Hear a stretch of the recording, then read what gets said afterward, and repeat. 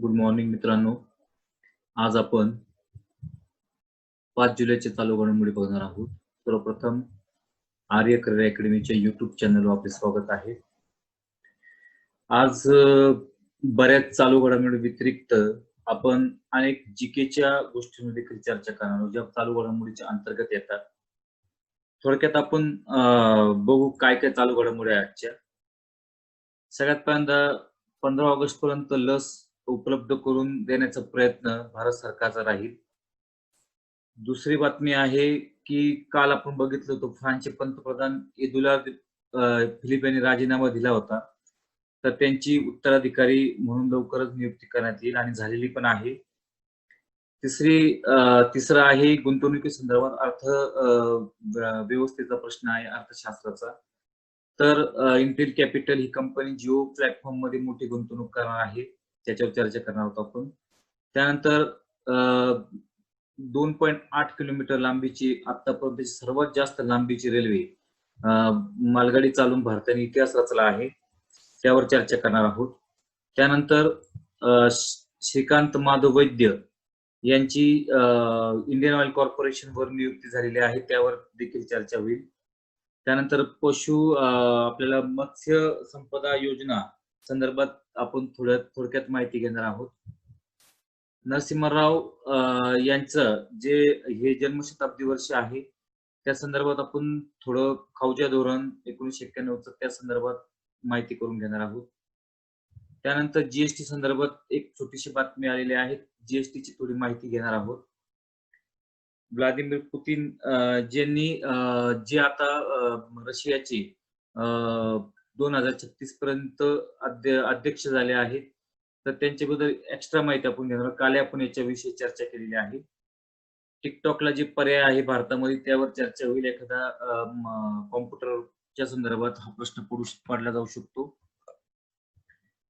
सरोज खान यांचं निधन झालेलं आहे, त्यावर आपण चर्चा करणार आहोत. त्यानंतर स्वच्छता सर्वेक्षण जे सुरू झालं आहे त्यावर चर्चा होईल.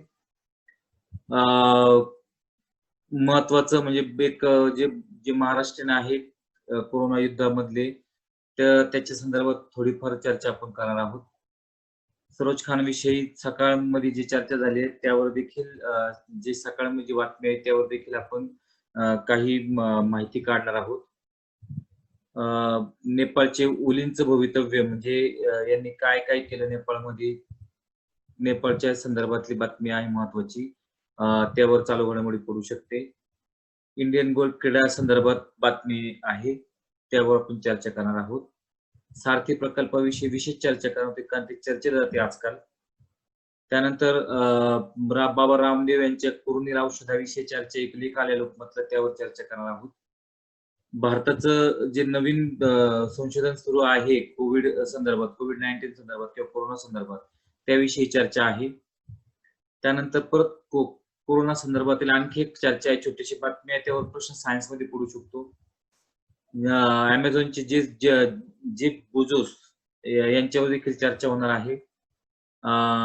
रोकोसो हे काय आहे, टिकटॉकला पर्याय, त्यावर चर्चा होईल. तर अशा प्रकारे आपण ह्या सर्व बातम्यांचा लेखाजोखा आपण बघणार आहोत. चालू घडामोडीच्या दृष्टीने ह्या बातम्या अत्यंत महत्वाच्या आहेत. तर पहिली बातमी आपण सुरू करू की भारत सरकारने असा निर्देश दिला आहे की 15 ऑगस्ट पर्यंत लस उपलब्ध करून देण्याचा प्रयत्न भारत सरकार करणार आहे. तर अशी लस उपलब्ध करून देण्यासंदर्भात या ठिकाणी पॉइंटर टाकतो मी या ठिकाणी, म्हणजे तुमच्या बरोबर लक्षात येईल. कोरोना लसीवरील संशोधन लवकरात लवकर संपून स्वतंत्र दिनापर्यंत 15 ऑगस्ट लस सर्वत्र उपलब्ध करण्याचा प्रयत्न केंद्र सरकार आणि भारतीय वैद्यकीय संशोधन संस्था ICMR, हे नाव नीट लक्षात ठेवा, ICMR, भारतीय वैद्यकीय संशोधन संस्था ICMR चा लॉंग फॉर्म परीक्षेला विचारला जाऊ शकतो, कारण की कोरोनाचं वातावरण आहे, त्यामुळे ह्या कोरोना संदर्भातल्या ज्या काही संस्था आहेत त्या चर्चेला जाणार आहेत. ICMR ने ह्या लसीची मानवी चाचणी करणाऱ्या रुग्णालयांना पाठवलेल्या पत्रात लस उपलब्ध करण्याची अंतिम तारीख नमूद केली आहे, म्हणजे या महिन्यापासून चालू होणार आहे. जुलैपासूनच चालू होणार आहे. ICMR ने भारत बायोटेक कंपनीच्या कोव्हॅक्स ह्या लसीच्या मानवी चाचणीला गेल्या आठवड्यात परवानगी दिली आहे. हे बघा, भारत बायोटेकने कोणती लस शोधलेली आहे, म्हणजे अजून त्याच्या मानवी चाचण्या व्हायच्या आहेत. मानवी चाचणीनंतर कोणती लस बाजारात येऊ शकते. तर भारत बायोटेकची कोव्हॅक्स जर पुढे यशस्वी झाले या लसी, तर याच्यावर गॅरंटेड प्रश्न केंद्र सरकारच्या आणि राज्य सरकारच्या भरत्यांमध्ये पडू शकतात. त्यामुळं ह्या लसी आपल्यासाठी खूप महत्वाच्या आहेत. त्यानंतर पुढचं आहे 1.5 महिन्यात मध्ये चाचण्या घेतल्या जातील. या चाचण्या जर पॉझिटिव्ह आल्या, सकारात्मक आल्या, तर मग ही लस सर्वांसाठी उपलब्ध करून दिली जाणार आहे. याच्यावर भरपूर टीका होती की एवढी घाई नको करायला, कारण की लसीचे साईड इफेक्ट सुद्धा तपासणं गरजेचं असतं. तर भारत सरकार चाललंय का 15 ऑगस्ट पर्यंत लस उपलब्ध करायची. आता काल आपण पाहिलं होतं, फ्रान्सचे पंतप्रधान एदुआर्द फिलिप यांनी राजीनामा दिला आणि त्यांची उत्तराधिकाऱ्याची घोषणा झालेली पण आहे. त्यावर पुढे आपण चर्चा करणार आहोत. तर फ्रान्सचे सध्याचे अध्यक्ष कोण आहेत हा प्रश्न पडून गेलेला आहे. तर इमॅन्युएल मॅक्रॉन हे फ्रान्सचे सध्याचे अध्यक्ष आहे. तर 2 वर्षाची कालखंड झालेली आहे त्यांची. तर मॅक्रॉनचं असं झालंय की थोडंसं त्यांना आता थोडंसं त्यांची काय म्हणतात त्याला, कारकिर्दीला थोडीसं ओहोटी लागलेली आहे. त्यांच्यावर भरपूर टीका होत आहे आणि त्यात पंतप्रधान एदुआर्द फिलिप यांनी राजीनामा पण दिलेला आहे. पुढचा प्रश्न आहे की इंटेल कॅपिटल ही कंपनी जिओ प्लॅटफॉर्म मध्ये मोठी गुंतवणूक करणार आहे. रिलायन्स इंडस्ट्रीजच्या लिमिटेडच्या जिओ प्लॅटफॉर्म मध्ये जगातील विविध आघाडीच्या कंपन्यांची गुंतवणूक सुरूच आहे. हे बघा, भारताचं आहे ना, परकीय गुंतवणूक अचानक वाढलेली आहे. याच्यावर मी पुढे चर्चा करणार आहे याच्यामध्ये. तर परकीय गुंतवणूक अचानक 500 काहीतरी वाढलेली आहे, कारण की एक तर कोरोनाचं वातावरण आणि त्यामुळं बऱ्याच कंपन्या, भारतीय कंपन्या गुंतवणूक करत आहे. एक तर शेअरचे भाव कमी झाल्यामुळे म्हणा किंवा इतरही कारणे असतील त्याच्या मागची, तर गुंतवणूक करत आहे. आता इंटेल कॅपिटल ही कंपनी सुद्धा जिओच्या प्लॅटफॉर्म मध्ये मोठी गुंतवणूक करत आहे. रिलायन्स इंडस्ट्री आणि जिओ प्लॅटफॉर्म कडून याबाबत माहिती देण्यात आली. इंटेल कॅपिटल जिओ प्लॅटफॉर्म मध्ये 1894 कोटी रुपयांची गुंतवणूक करणार आहे. तर जिओ प्लॅटफॉर्म मध्ये आतापर्यंत इंटेल धरून 11 कंपन्यांनी गुंतवणूक केलेली आहे. हे लक्षात ठेवण्यासारखं आहे. पुढची बातमी आहे, या ठिकाणी बघा, आता गेल्या काही दिवसापासून भारतीय रेल्वेमध्ये फार मोठा बदल चाललेले आहेत. एक तर भारतीय रेल्वेचं प्रायव्हेटायझेशन करायचा चाललाय. याच्यावर आपण काल चर्चा केलेली आहे, कालच्या याच्यामध्ये 3 जुलैच्या व्हिडिओमध्ये. आता भारताने 2.8 किलोमीटर लांबीची एक रेल्वे गाडी, मालगाडी चालवून त्यांनी नवा इतिहास रचलेला आहे. ह्या मालगाडीला त्यांनी शेषनाग हे नाव दिलं आहे. पहिली गोष्ट, शेषनाग नाव दिलेलं आहे. 2.8 किलोमीटर लांबी आहे आणि तिला एकूण 7 इंजिन जोडलेली आहेत. या 3 गोष्टी महत्वाच्या आहेत. भारतीय रेल्वेने शेषनाग या मालगाडीला 4 मालगाड्यांची डबे एकत्र करून जोडून तयार केला आहे. साधारणतः म्हणजे एक मालगाडीची लांबी असेल 700 मीटरची, असे 4 मालगाड्यांचे डबे एकत्र केले आहे. या मालगाडीत एकूण 251 डबे जोडण्यात आलेले आहेत. एकूण 251 डबे जोडण्यात आलेले आहे. म्हणजेच जवळजवळ 60 डबे एका मालगाडीला होते. 60-65च्या दरम्यान तेवढे जोडलेले आहेत. ही मालगाडी खेचण्यासाठी 7 इलेक्ट्रिक इंजिन लावण्यात आले आहेत. सुरुवातीला 3 इंजिन लावलेले आहेत, मध्यभागी 4. अशा पद्धतीने रेल्वे इंजिन, हे सर्व पुढे 3 लावलेले आणि मध्यभागी 4 लावलेले आहेत. अशा प्रकारे ही शेषनाग ही रेल्वे धावणार आहे. तर या ठिकाणी एक गोष्ट लक्षात ठेवा की रेल्वे मंत्री पियुष गोयल आहेत. हे परत लक्षात ठेवा. ह्या बातम्या नेहमी वाचनात आल्या पाहिजे तुमच्या. आणि शेषनाग लक्षात ठेवा, या ठिकाणी शेषनाग ही रेल्वे. पुढचं सगळ्यात महत्वाची घडामोडी आहे, मराठी माणूस असल्यामुळे घडामोडी महत्वाची. नियुक्त्या संदर्भात ही घडामोडी पडली जातात. नियुक्त्या कंबाईन किंवा एमपीएससीच्या परीक्षेला नियुक्त्या हे साधारणतः 1 ते 2 मार्काला पडू शकतात. तर श्रीकांत माधव वैद्य यांची इंडियन ऑइल कॉर्पोरेशनचे नवे अध्यक्ष म्हणून नियुक्ती झालेली आहे. ही सगळ्यात महत्वाची बातमी आहे, ही लक्षात ठेवा ही बातमी. त्यानंतर दुसरी बातमी आहे परदेशातून परत आलेल्या केरळ्यांची.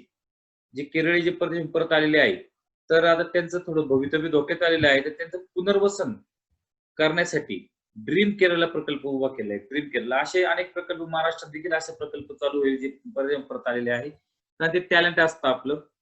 हे टॅलेंट परत जाण्यापेक्षा इथं जर टिकवलं तर तिकडचे जे उद्योगधंदे आहे आपल्याकडे चालू केले जाऊ शकतात असा केरळ सरकारने विचार केला आणि ते टॅलेंट आपल्याकडे टिकवण्यासाठी त्यांनी ड्रीम केरला प्रकल्प सुरू केला आहे. महाराष्ट्र शासन देखील अशा प्रकारचे प्रकल्प सुरू करू शकते. पुढचं आहे, पुढची घडामोडी आहे केंद्रीय मत्स्यपालन, पशुसंवर्धन आणि दुग्ध व्यवसाय मंत्री गिरिराज सिंह.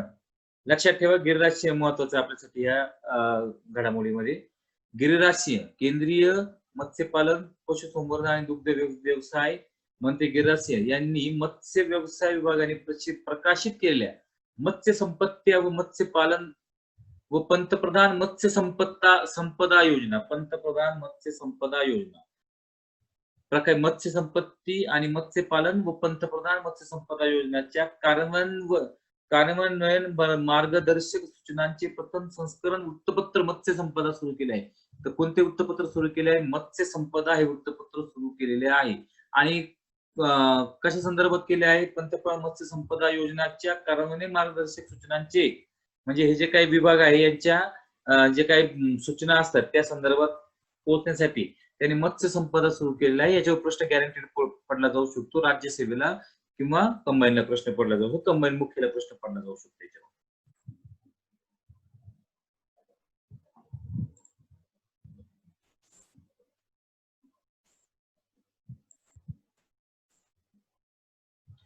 तर एक बातमी आहे की पी.व्ही. नरसिंहराव यांचं 2020 हे जन्मशताब्दी वर्ष आहे. त्या संदर्भात आपण थोडी माहिती घेऊ कारण की जन्मशताब्दी वर्ष आहे आणि पी.व्ही. नरसिंहराव यांनी भारताची आजची जी आधुनिक भारत जो घडवलेला आहे तर तो राजीव गांधी नंतर सगळ्यात मोठा सहभाग असेल तर पी.व्ही. नरसिंहराव आणि मनमोहन सिंग यांचा. कारण की यांनी जे काही केलेलं आहे 1991 ला आल्यानंतर त्यामुळे आपण आजचा आधुनिक भारत पाहतोय आणि प्रगत भारत पाहतोय.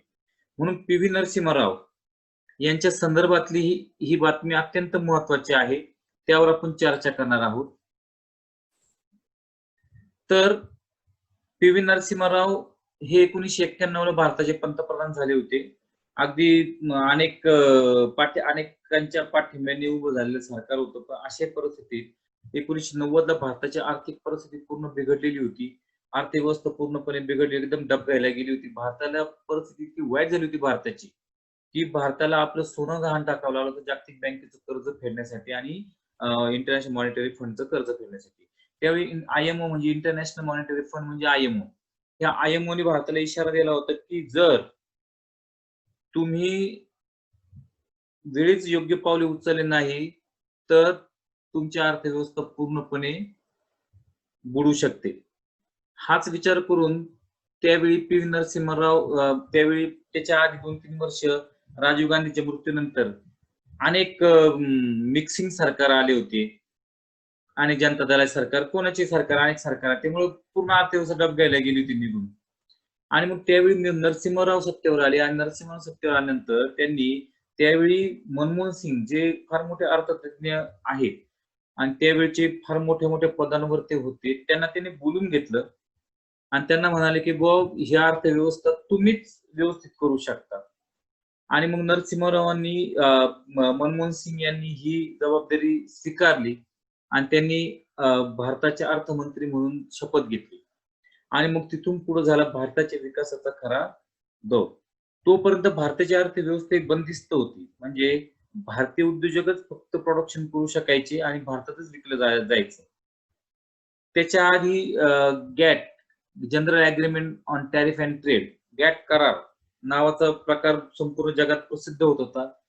सर्व देश त्या गॅट कराराचे स्वीकारत होते. गॅट करार स्वीकारल्याने असं होणार होतं की दुसऱ्या देशांची बाजारपेठ आपल्याला उपलब्ध होणार होती, आपली बाजारपेठ दुसऱ्या देशांना उपलब्ध होणार होती. म्हणून यांनी पहिल्यांदा गॅट करारावर सह्या केल्या, गॅट करार स्वीकारला आणि त्या संदर्भात थोडस IMF म्हणजे इंटरनॅशनल मॉनिटरी फंड कडून आपल्याला दबाव होताच आपल्यावर, WTOचा दबाव होताच, आपलं सॉरी वर्ल्ड बँकेचा दबाव होताच आपल्यावर. IBRD म्हणजे वर्ल्ड बँक, ठीक आहे, international bank for reconstruction development, world बँकेचा लॉंग फॉर्म होतो IBRD आणि IMF. म्हणून त्यांनी याच्यावर सह्या केल्या. मनमोहन सिंगनी पण त्याच्यावर खूप विचार केला यांनी, आणि त्यांनी तो करार स्वीकारला. आणि तो करार स्वीकारल्यानंतर 1995 ला आपण ह्या गॅट कराराचं WTO मध्ये रूपांतर झालं. आपण WTO चे सहभागी झालो. त्यानंतर भारताचा विकास झपाट्याने व्हायला लागला. ह्या नरसिंहरावांनी उद्योग क्षेत्रामध्ये विशेष लक्ष घातलं.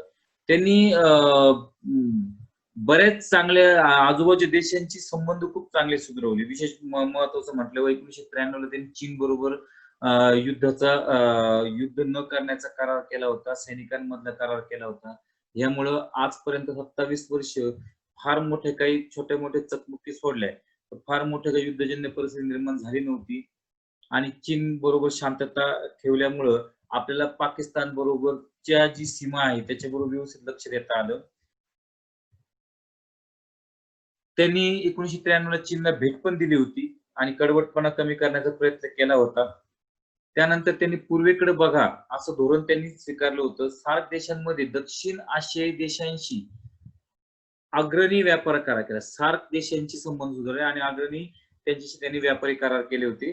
तर अशा पद्धतीने नरसिंहराव यांनी आज ही अर्थव्यवस्थेचा एक प्रकारे पाया घातला असं म्हटलं तरी चालेल. पाया घातला असं म्हटलं तरी चालेल. आणि त्यांच्याबरोबर त्यावेळी मनमोहन सिंग या दोघांनी खऱ्या भारतीय अर्थव्यवस्थेचा पाया घातला. आजचा जो प्रगत भारत आहे तो जर देणगी जर कोणाची असेल तर ती आहे मनमोहन सिंग आणि PV नरसिंहराव. त्यावेळचे PV नरसिंह मुख्यमंत्री आपले सॉरी पंतप्रधान होते. PV नरसिंह त्यावेळचे पंतप्रधान होते आणि मनमोहन सिंग हे त्यावेळचे अर्थमंत्री होते. तर या खाऊच्या धोरणावर गॅरंटी एक तरी प्रश्न पडतो तुम्हाला. पुढं GST संदर्भातला आहे. या GSTचा लॉंग फॉर्म काय आहे तर वस्तू आणि सेवा कर. वस्तू आणि सेवा कर. तर या संदर्भात 2017 साली आपल्याला काही महत्वाचं नाही याच्यामध्ये GST संदर्भातलं, फक्त एक महत्वाचे पॉइंट आउट काय गोष्टी करायच्या त्या फक्त बघू आपण. 2017 सुरुवात झाली GSTची. त्यानंतर GST ला मूल्यवर्धित कर किंवा व्हॅट, म्हणजे राज्य आधी त्याच्या आधी व्हॅट लावायची किंवा वेगवेगळे टॅक्सेस लावायचे, सगळे सोडून दिले आणि एकच GST संपूर्ण भारताला लागू केला. त्याच्यामुळे काय झालं की राज्यामधला व्यापार वस्तूंच्या किमती समान झाल्या, कारण कर समान झाला, तेव्हा व्यापार सुलभ झाला होता. म्हणजे हे GSTचं सगळ्यात महत्वाचं म्हणजे चांगला कर आहे हा, परंतु तो व्यवस्थितरित्या राबवला गेला नाही. म्हणजे त्याच्या मागे जे अर्थमंडळ हवं होतं, अर्थतज्ञांचं मंडळ हवं ते नव्हतं. त्यामुळे त्याच्यामध्ये अनेक बदल केले. सुरुवातीला 28% केला काहींचा कर, तो परत कमी केला वगैरे वगैरे वगैरे. तर त्यानंतर हे GST लागू करण्यावर सर्वात मोठा हातभार म्हणजे जेटली यांचा होता. अर्थमंत्री त्यावेळेची जेटली यांचं निधन झालं. जेटली यांचा होता. आणि मग 15 वर्षापासून GST लागू करायचं म्हणजे मनमोहन सिंग यांनी हा प्रयत्न केला होता, परंतु त्यावेळी भरपूर विरोध झाला होता GSTला. त्यामुळे त्यांनी त्याच्या बाबतीत आणि मनमोहन सिंग यांचं सरकार तसंही काही पाठिंबा सरकार असल्यामुळे त्यांना तेवढी हिंमत करता येत नव्हती. 10 वर्ष पाठिंब्याचं सरकार त्यांनी चालवलं होतं. परंतु मोदी सरकार हे पूर्ण बहुमत सरकार होतं, त्यामुळे त्यांना सोपं गेलं GST लागू करणं. आणि त्यांनी GST हा चांगल्या गोष्टी लागू केल्या, परंतु त्याच्यामध्ये तो जो जे काही माग विचार होता तो चुकत गेला आणि त्यामुळे तो GSTचं म्हणावं तसं आउटपुट आपल्याला मिळालं नाही. तर GSTचं आपण बघू थोडक्यात. 30 जून 2017 च्या मध्यरात्री संसदेने विशेष अधिवेशन भरून या कर प्रणालीचे अनावरण केले. बस एवढंच लक्षात ठेवा, GSTच्या कर प्रणाली अनावरण केले. परत पुतीन यांच्याविषयी बातमी आहे. पुतीन यांनी जो गोंधळ घातलेला आहे, एक प्रकारे म्हणू शकतो की पुतीनने रशिया ताब्यात घ्यायला सुरुवात केली आहे. आपण हुकुमशाही नाही म्हणू शकत, परंतु त्यांनी जो काही ड्रामा चालवला आहे त्याच्यावर निश्चित एक तरी बातमी पडणार. त्याच्या संदर्भात काही काल जे बघितले व्यतिरिक्त आपण आणखी बघू काय काय आहे. दुसऱ्या महायुद्धात नाझी जर्मनीवर सोव्हिएत रशियाने मिळवल्या विजयाला 75 वर्ष पूर्ण होते याचे प्रश्न पडेल. 75 वर्ष पूर्ण होत आहे आणि सगळ्यात महत्त्वाचं म्हणजे दुसऱ्या महायुद्धाला 75 वर्ष पूर्ण होते, मग दुसऱ्या महायुद्ध गॅरंटेड प्रश्न म्हणून पडणार आहे. म्हणून दुसऱ्या महायुद्ध संदर्भात जे काही सुरुवात झाली, शेवट झाला, हे सगळं वाचून ठेवा. त्याच्यावर मी घेईल पुढे मागे एखादं लेक्चर त्याच्यावर. त्यानंतर आणखी बघा याच्यामध्ये 1993 नंतर पहिल्यांदा रशियाच्या संसदेने ड्युमा रशिया संसदेचं नाव काय? ड्युमा. ठीक आहे. ड्युमा यांनी काही घटनेमध्ये बदल केले होते. त्यानंतर 3 महिन्यांपूर्वी रशियाने 200 दुरुस्त्या केल्या.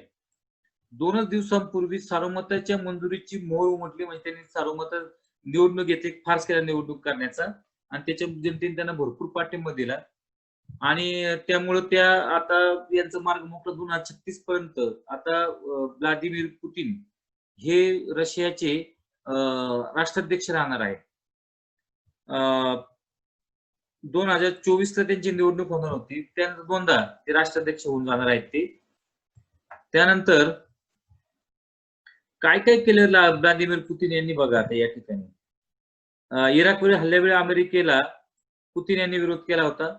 युक्रेनवर हल्ला करून त्यांनी क्रिमिया हा प्रांत जिंकला. हे प्रश्न पडू शकतो, क्रिमियावर राज्यसभेला पडू शकतो प्रश्न. सिरियातील युद्धात अध्यक्ष असद यांना मदत करत पाश्चात्यांची वितुष्ट निर्बंध ओढून घेतले.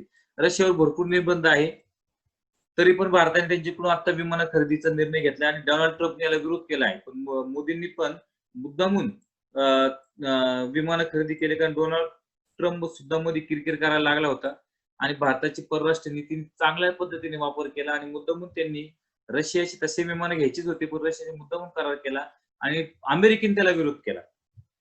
तर अमेरिकेचा विरोध ऍक्च्युली काही जुमानला नाही पाहिजे, कारण की भारतावर अशी परिस्थिती आहे की आज चीन एका बाजूने दबाव टाकतो. अमेरिकेने खुला पाठिंबा भारताला द्यायला पाहिजे होता, पण अमेरिकेने तसं केलं नाही. रशिया मात्र भारताचा जुना मित्र आहे, त्यामुळे भारताने पुन्हा एकदा रशियाशी व्यवस्थित जुळून घ्यायला सुरुवात केली. मध्यंतरी अमेरिकेशी जुळून घ्यायला सुरुवात केली होती, पण अमेरिकेने भारताला डाफायला सुरुवात केली होती. त्यामुळे भारताने आता रशियाशी पुन्हा जवळीक निर्माण केली आणि रशियावर निर्बंध असून सुद्धा भारताने त्यांच्याकडून शस्त्रास्त्र खरेदी केले आणि आज भारताला रशिया सारख्या मित्राची अत्यंत गरज आहे आपल्याला. अमेरिकेच्या अध्यक्षीय निवडणुकीत पुतीन यांचा कथित सहभाग, पाकिस्तानशी अमेरिकेशी बिनसल्यानंतर रशियाशी वाढलेली जवळीक, पाकिस्तानशी आणि चीनची या दोघांची पण रशियाशी खूप चांगली जवळीक झालेली, ही सुद्धा गोष्ट विसरून जमणार नाही. ठीक आहे. त्यामुळे भारताने सुद्धा रशियाशी जुळून घ्यायला सुरुवात केली, कारण रशियाशी पंगा घेणं भारताला परवडणार नाही. आणि अमेरिकेशी किती जवळीक निर्माण केली तर अमेरिका हा पारंपरिक पाकिस्तानचा मित्र आहे. अमेरिकेचं पाकिस्तान जरी किती बिनसलं तरी अमेरिकेच्या हातचं खेळणं आहे पाकिस्तान. आजूबाजूच्या ज्या देशांवर दबाव टाकण्यासाठी पाकिस्तानचा उपयोग करून पाकिस्तान सध्या चीन बरोबर चांगलं जमते. चीनने तर आपली भूमी सुद्धा दिली त्यांना व्यापार करण्यासाठी, रस्ते वगैरे बांधण्यासाठी, इथपर्यंत त्यांचं चांगलं जमलेलं आहे. अगदी चीन पासून पाकिस्तान पण रस्ता बांधलेला आहे आणि तो आपल्या फक्त काश्मीर मधून जातोय. याला भारताने विरोध केलेला आहे. त्यामुळे एवढी जवळीक निर्माण झालेली आहे. त्यामुळं जी परिस्थिती भारतात आली नाही ती आता एकदम विचित्र झालेली आहे. चीन पाकिस्तान संबंध चांगले झालेले आहेत. तिकडे नेपाळ मधून डाफरतोय. त्या नेपाळने तर डायरेक्ट त्याचा नवीन नकाशा तयार करून आपले बराच मोठा भूभाग त्यांच्या नकाशात दाखवला, कारण की त्यांना बळ चीनचं मिळालं. त्याचबरोबर इकडं म्यानमारचे मध्ये किरकिर चालू आहे. थोडे श्रीलंकेबरोबर संबंध चांगले अजून त्यांच्याबरोबर, तरी विषय त्यांचा थोडा वाद आहे आपला, पण ते ठीक आहे, एवढं काही विकोपाला वाद केलेला नाहीये. बांगलादेश सुद्धा मध्ये सीए आणि एनआरसी लागू करण्यामुळे किरकिर करत होतो, कारण की लाखो बांगलादेशी भारतात आहे हे भारताला माहित आहे आणि विशेषतः आसाम आणि पश्चिम बंगाल भागात जास्त बांगलादेशी आहे, त्यामुळे त्यांना बाहेर काढणं गरजेचं आहे. तर त्या दृष्टीने बांगलादेश सुद्धा नाराज झाला होता. तर हे अशी परिस्थिती भारतात चारी बाजूनी भारत पूर्ण घेरला गेलेला आहे आणि चीन यांना बळ देतोय, तर त्याचा तोटा भविष्य आपल्याला होऊ शकतो. पुढं ठीक आहे, बाकी एवढं काही महत्वाचं नाहीये. पुढचं महत्वाचं आहे टिकटॉकचा भारतीय पर्याय चिंगारी. अनेक पर्याय निर्माण झाले. टिकटॉक काय होतं, हे 30 सेकंदाचं शॉर्ट व्हिडिओ बनवणारं एक ऍप होतं आणि ते फार पॉप्युलर झालं होतं. ज्यांना हिरो हिरोईन व्हायचं हौस होती किंवा ज्यांच्यामध्ये काय टॅलेंट होतं, परंतु त्यांना नोकरी बिकरी अभावी करता आलं नाही, तर त्यांना ते टॅलेंट त्या ठिकाणी दाखवता येत होते. ऍक्टिंगचं टॅलेंट, डान्सचं टॅलेंट, कॉमेडीचं टॅलेंट, अशा प्रकारे टॅलेंट दाखवता येत होतं. सगळ्यांना टिकटॉक माहिती आहे, मी काय त्याच्याविषयी जास्त बोलणार नाही. तर भारताने ह्या चीनच्या ह्या ऍपवर बंदी घातली. ह्या टिकटॉक ऍपचा एकूण व्यवसाय किती आहे? 1,38,00,00,000 रुपयाचा व्यवसाय एक छोट्या ऍपचा. लक्षात घ्या, छोट्या ऍपचा 1,38,00,00,000 एवढा व्यवसाय आहे. सगळ्यात जास्त व्यवसाय त्यांचा 64,00,000 कोटी एवढा व्यवसाय एकट्या भारतात होता आणि भारतीय लोकांकडून होता. या चीनच्या ह्या ऍपवर बंदी घातली, त्यामुळे भारतीय ऍप जो आहे चिंगारी म्हणा, अजून बरेच आहे. हे पुढे आहे एक व्हिडिओ, पुढे एका क्लिप मध्ये आहे सगळं. तर यांना भरपूर मागणी आलेली आहे. तर प्रत्येक तासाला 20,00,000 व्ह्यूज, शॉर्ट व्हिडिओ बनवून शेअर करण्याची सुविधा वगैरे वगैरे वगैरे आहे. तर आपल्याला काही नाही, भारतीय ऍप कोणता आहे चिंगारी प्रश्न पडेल तुम्हाला. त्यानंतर पुढचं आहे 3 राष्ट्रीय पुरस्कार विजेत्या नृत्य दिग्दर्शिका सरोज खान यांचे निधन. पाकिस्तानमधून फाळणीचे वेळ आले होते सरोज खान भारतामध्ये आणि त्यांचा जन्म 1948 ला मुंबईत, म्हणजे त्यांची फॅमिली आहे, त्यांचा जन्म 1948 ला मुंबईत झाला होता.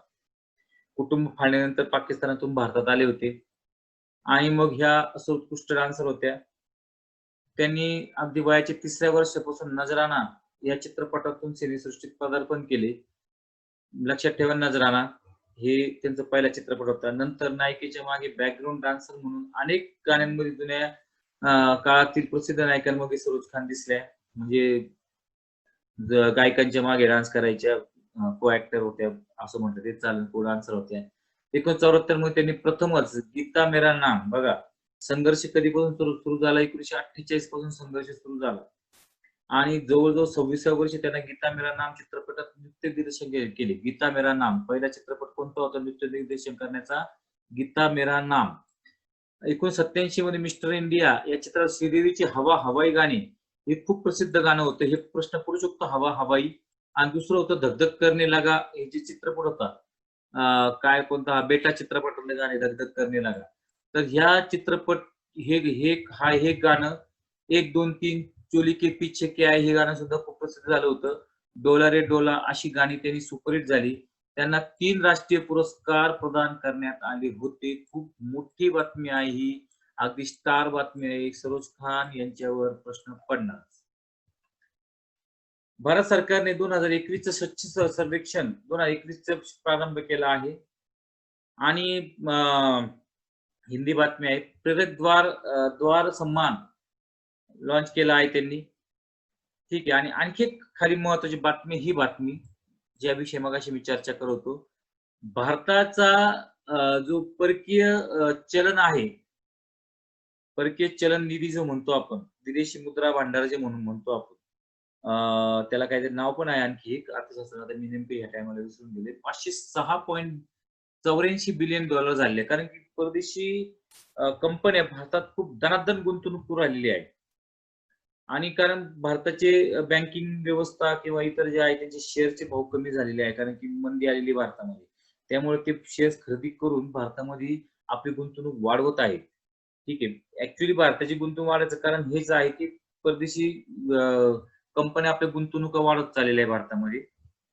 कोरोना युद्धातील बिनीचा शिलेदार काय महत्वाचं नाही, फक्त एक गोष्ट लक्षात ठेवा, हे रिटायर झालेले आहेत, परंतु हे जे होते डॉक्टर गंगाखेडकर, रमण गंगाखेडकर यांच्याविषयी एकच लक्षात ठेवा, कोरोना नियंत्रण मिळवण्यासाठी तेव्हा प्रतिबंधक उपाय योजण्यात आले. 4 महिने आता प्रयत्नशील गंगाखेडकर नवी दिल्लीतील राष्ट्रीय वैद्यकीय संशोधन संस्थेच्या साथ आणि संसर्गजन्य रोगाचे प्रमुख होते, म्हणून ही बातमी महत्वाची. साथ व संसर्ग रोग विभागाचे प्रमुख खाली कोण होते जे नुकते रिटायर झाले?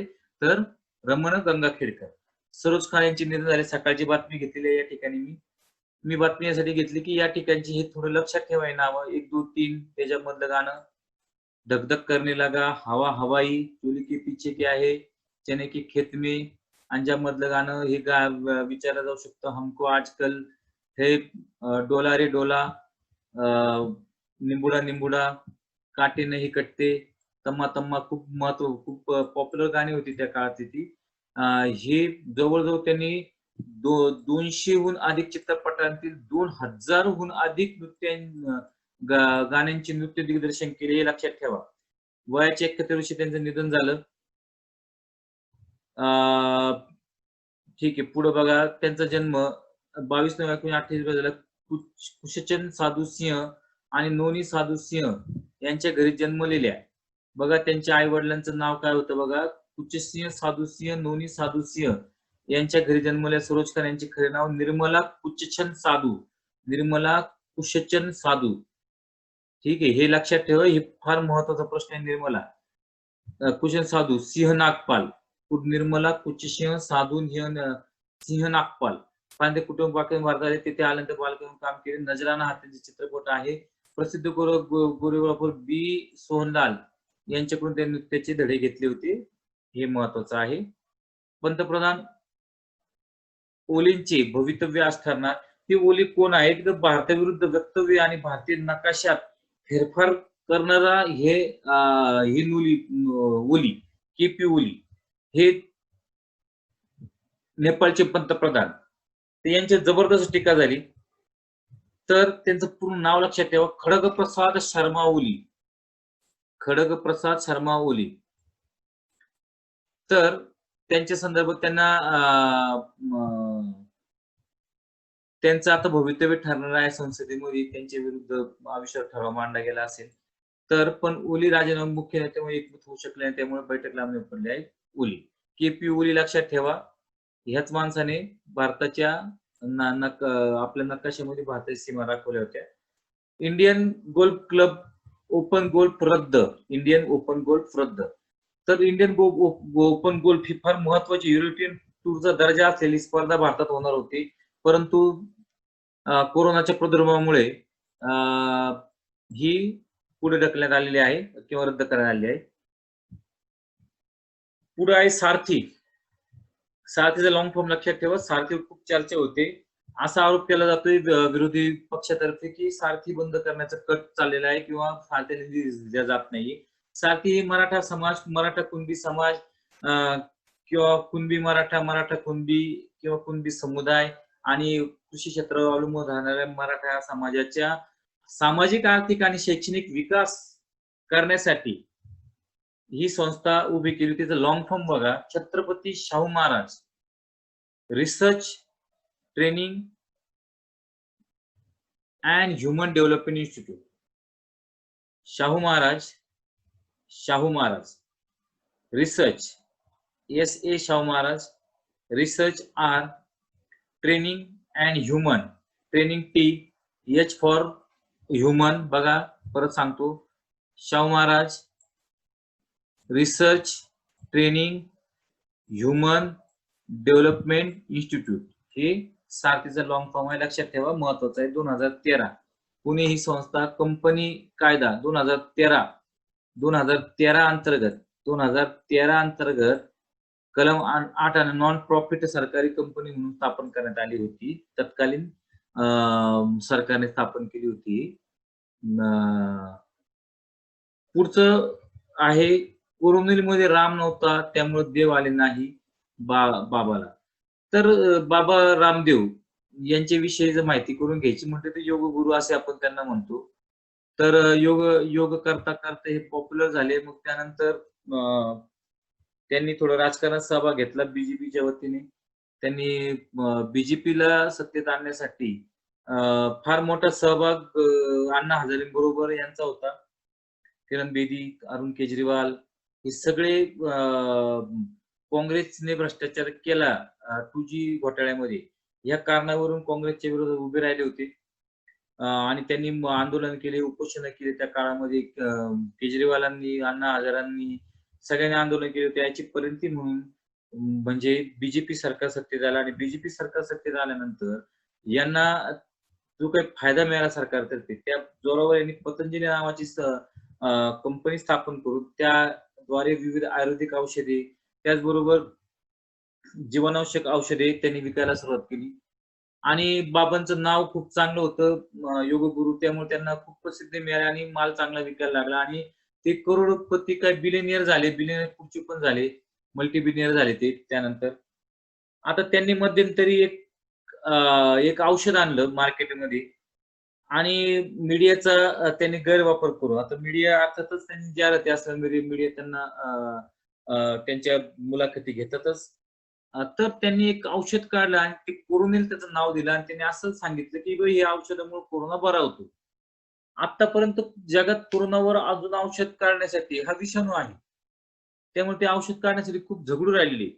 त्याला फार प्लाझ्मा थेरपी किंवा त्या विषाणूवर लस काढण्यासाठी फार गुंतागुंतीची प्रक्रिया आहे. ती एवढी सोपी नाही, किमान 1 वर्ष लागतं. तर त्यांनी एक मोठं मीडियावर मोठी मुलाखत दिली, की मी कोरोना औषध शोधलं. कोरोनिल नावाचं 7 दिवसात रुग्ण बरा होतो. ह्या कारणामुळं काँग्रेस शासित जे राज्य आहेत, त्या ठिकाणी त्यांच्यावर गुन्हे दाखल झाले.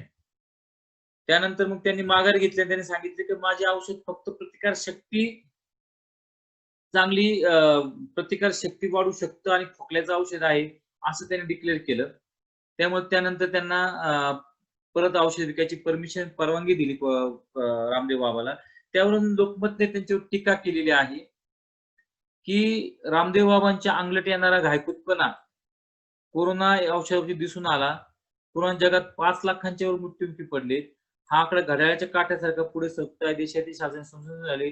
लस अद्याप शोधता आली नाही. या वर्षात कोरोना लस येईल याची खात्री जागतिक आरोग्य संघटना सुद्धा देऊ शकत नाही. परंतु सगळ्यांनी रामदेवाने एका क्षणात मूर्छित पाडले. कोरोनिल नावाचा गोळ्या दाखवून कोरोनिलवर 100% रामबाण उपाय असल्याचे सांगून मोकळे झाले. रामदेव बाबांचा हा प्रयोग एखाद्या चमत्कारापेक्षा कमी नव्हता. तर अशा प्रकारे रामदेव बाबांनी भारतीय मीडिया, भारतीय सरकार व असे संबंधाचा गैरफायदा घेऊन एक औषध विक्रीचा प्रयत्न केला होता. पुढची बातमी बघू. झायकोविड ह्या लसीची माणसांवर चाचण्या करण्यास परवानगी. तर झायकोविड ही लस कॅडिला हेल्थकेअरने शोधलेली आहे. कॅडिला ही एक मोठी कंपनी आहे. त्यांनी झायकोविड शोधलेली आहे. माणसावर चाचण्या करण्यासाठी सर्व प्रयोग झायडसने यशस्वी पूर्ण केले आहे. सूत्रांनी सांगितले आहे, की देशभरातील विविध ठिकाणी 1000 व्यक्तींवर झायकोविड लसीची चाचण्या या महिन्यापासून सुरू होणार आहे. ही महत्वाची बातमी आहे. परीक्षेला ही जर लस यशस्वी ठरली तर गॅरंटेड परीक्षेला प्रश्न पहिलेचा. बालकांमध्ये कावासाकी आजारासारखी लक्षणे. तर एखाद्या सायन्सचा प्रश्न जर डीपमध्ये पाडायचा म्हटलं तर पडू शकतो. कोरोना बरोबरच कावासाकी आजारासारखी लक्षणे बालकांमध्ये दिसतात, असं अमोल दाते या बालरोग तज्ञांनी सांगितलं आहे. पुढे आहे जेफ बेझोस Amazonचे प्रमुख आहे, एवढंच महत्वाचं आहे. त्यांची संपत्ती वाढली. हे काही बाकीच्या गोष्टी काही महत्वाच्या नाहीये. तर जे बेझोस यांची संपत्ती 172 कोटींनी वाढली आहे. त्यात त्यांची पत्नी आणि त्यांनी घटस्फोट घेतल्याची बातमी दिलेली आहे. पण घटस्फोटासंदर्भात काही चालू घडामोडी विचारत नाही. ठीक आहे. परंतु ह्या घटस्फोटामुळे त्यांची संपत्ती घटली होती. परत त्यांची एवढी संपत्ती नाही. Amazon हे फार नंबर 1चं ॲप आहे भारतातलं. पुढचं जे बेझोस हे माझ्या मते अमेरिकन आहेत ते आणि अमेरिकन घटस्फोटाचे कायदे फार कडक आहेत. रेपोस्वा बनेल भारताचा टिकटॉक. आता मगाशी आपण बघितलं चिंगारी बरोबर रेपोस्वा सुद्धा टॉपला आहे. त्यामुळे टिकटॉकची जागा एक तर चिंगारी किंवा रेपोस्वा दोघांपैकी एक घेऊ शकतं. या ठिकाणी आकडेवारी दिली भारतीय ऍप्स. रेपोसाची 50 दशलक्ष झाली डाउनलोड आणि चिंगारीची 10 दशलक्ष, मित्रूंची 10 दशलक्ष झाली. तर सध्या टॉपला रेपोसा आहे. तर रेपोसा एका संबंध आहे. तर हे ऍप आहे टिकटॉक सदृश्य, असा प्रश्न पडू शकतो. ठीक आहे मित्रांनो, मी जवळपास अगदी छोट्या बातम्या देखील कव्हर करतो, ज्यातून जीकेचे सुद्धा आपल्याला प्रश्न मिळू शकतात. ते पण कव्हर करायचा प्रयत्न करतो. जर तुम्हाला माझ्या चालू घडामोडी जर आवडत असेल तर माझं जे YouTube चॅनल आहे आर्य करिअर अकॅडमी, याला नक्की सबस्क्राईब करा व जास्तीत जास्त मुलांना ह्या चालू घडामोडींचा फायदा घेण्यासाठी आमंत्रित करा ही आपल्याला विनंती करतो. आर्य करिअर अकॅडमी हे माझे YouTube चॅनलचं नाव आहे. तुम्ही YouTubeवर आर्य करिअर अकॅडमी सर्च करा आणि तिथे बेल आयकॉन दिसेल त्याच्यावर क्लिक करून तुम्ही माझे YouTube चॅनल जॉइन करू शकता. मी Facebookवर सुद्धा टाकत असतो. आर्य करिअर अकॅडमी नावाचं माझं Facebook पेज आहे आणि पोलीस भरती नावाचं आपलं एक पेज आहे, ग्रुप आहे. त्या ग्रुपवर सुद्धा टाकत असतो. त्याच्यावर तुम्ही ह्या चालू घडामोडी बघू शकता. धन्यवाद.